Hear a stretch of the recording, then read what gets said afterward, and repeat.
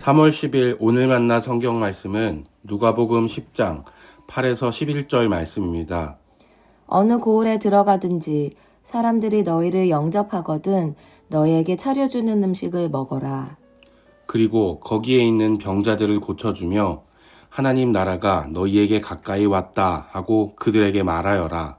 그러나 어느 고을에 들어가든지 사람들이 너희를 영접하지 않거든 그 고을 거리로 나가서 말하기를 우리 발에 묻은 너희 고을의 먼지를 너희에게 떨어버린다.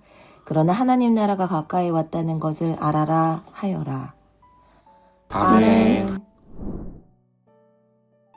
오늘 만나로 만나주시는 하나님을 기대합니다. 누가복음 사도행전의 저자 혹은 저자 그룹은 선교적 관심이 지대했던 것으로 추측됩니다.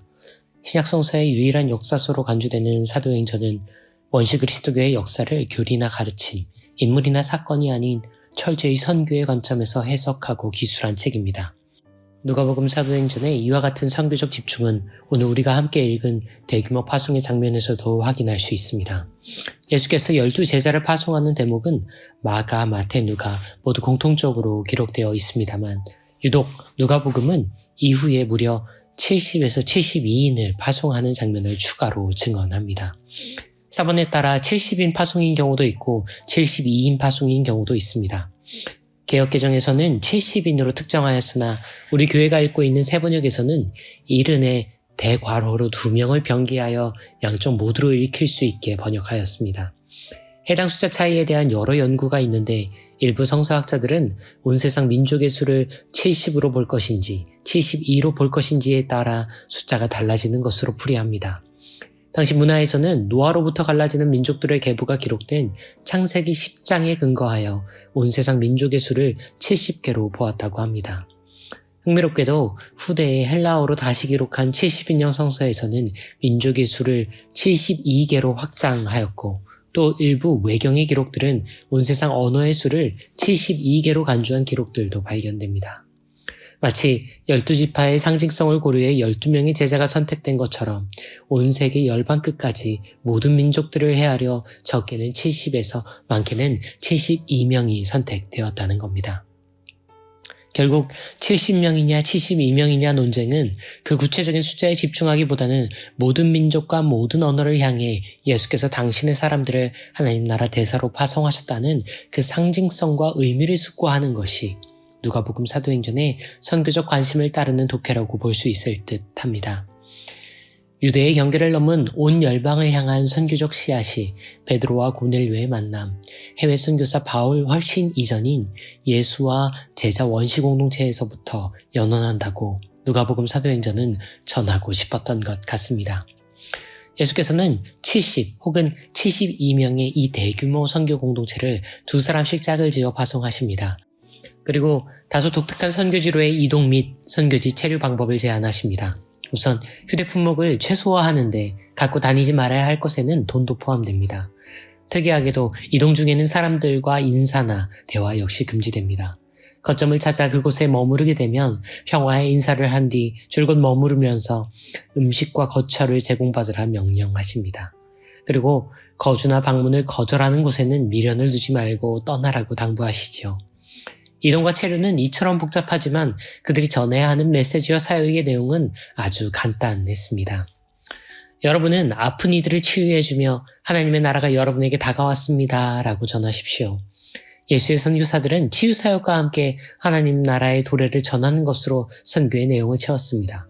그리고 놀랍게도 현지에서 그들을 거절하면 하나님의 나라가 다가왔다는 사실만은 알아주십시오 라는 전언과 함께 망설이지 않고 자리에서 털고 일어나라고 하십니다. 함께 살펴본 것처럼 선교를 준비하고 선교의 현장까지 도달하는 단계에서는 고려해야 할 것이 참 많습니다. 선교에 참여할 인원들을 선발해야 합니다. 그들을 훈련시켜야 하고 최종적으로 관계와 은사를 고려해 팀을 편성해야 하지요. 이 단계에서는 70 혹은 72라는 숫자처럼 파송하는 이들에게 의미 있는 바나 지향하는 가치를 가시적으로 설정하고 이를 공유할 필요도 있습니다. 현장을 향하면서는 이동 방법과 휴대할 것들을 정해야 합니다. 가는 중에는 가능하다면 불상사를 최소화하기 위해 노력해야 하고 현지에서 체류할 공간과 먹고 마실 것들을 공수할 방법도 마련해야 하지요. 예수께서는 선교 계획과 준비, 이동과 체류에서는 여러 가지를 헤아리고 마련해야 한다고 말씀하십니다. 하지만 선교지에 일단 도착하면 사역과 메시지는 놀라울 만큼 단순해집니다. 치유 사역은 놀라운 능력이나 초자연적 기적의 그 방점이 있다기보다 현지의 요구와 필요에 조응하라는 뜻으로 보는 것이 더 적절하다고 저는 생각합니다. 선교 공동체는 현지에서 만나는 이들의 삶의 필요가 무엇인지를 먼저 헤아립니다. 그리고 그들이 할 수 있다면 이를 먼저 수행하지요. 아픔과 결연은 덜어주고 풍요와 기쁨을 함께 나누며 그제서야 서로의 접점을 통해 가까이 다가온 하나님의 나라를 함께 공유합니다. 혹 현지에서 그들을 거부하거나 외면하면 굳이 무리하여 사역이나 체류를 고집하지 않습니다. 하나님의 나라는 어떤 경우에선 선교사들이 떠나야만 전달된다는 것을 기억하며 자리에서 일어나라고 그분은 말씀하시는 것만 같습니다. 선교는 이처럼 고도의 복잡함과 극도의 단순함이 함께 엮어내는 변증법의 조화입니다. 선교에서의 어려움은 보통 양자를 교차 적용하여 준비에서는 단순 무식하고 현지에서는 복잡 다단하거나 양자 중 하나만을 고수하여 복잡 일변도 혹은 단순 일변도의 패턴을 유지하는 것에서 기인하는 경우가 많습니다. 떠나기 전 선교의 심장을 공유하는 이들과는 치열하게 준비하고 현지에서는 그곳의 요구와 필요에 맞게 하나님 나라의 침노를 마주하는 것. 이 복잡함과 단순함을 오가는 완급 조절이야말로 예수와 그 제자 공동체가 시작하여 오늘까지 전수되는 선교의 핵심 기술이었습니다. 베드로와 바울, 사도들과 수많은 선교사님들이 이어온 이 치열하되 느긋하고 단순하되 복잡할 수 있는 그 거룩한 기회를 오늘 높은 뜻 광성교회와 온 땅의 선교 공동체들이 함께 배울 수 있기를 소원해 봅니다. 주님, 당신의 끝이 없는 헤아리심을 배우고 싶습니다. 당신의 경계 없는 단순하심도 따르고 싶습니다. 복잡해야 할 때 단순하지 않게 하시고 느긋해야 할 때 치열하지 않게 하소서. 머물러야 할 때 일어나지 않게 하시고 떠나야만 할 때 미련 품지 않게 하소서. 이 역설적인 신비와 통합적인 기회를 당신의 선교에 동참하여 배우며 익히고 싶습니다. 성육의 신비와 성자의 일상으로 선교하신 분, 그리스도 예수님 그 이름으로 기도합니다. 아멘. 이제 두 가지 제목으로 기도합니다. 고도의 복잡함과 극도의 단순함을 오가는 하나님의 선교를 모든 증인들과 선교 공동체가 배우고 익힐 수 있도록 이미 도래한 하나님의 나라를 국내외 선교의 시공간 속 모두가 경험하고 누릴 수 있도록 기도하신 후에 개인의 기도로 경건을 이어갑니다.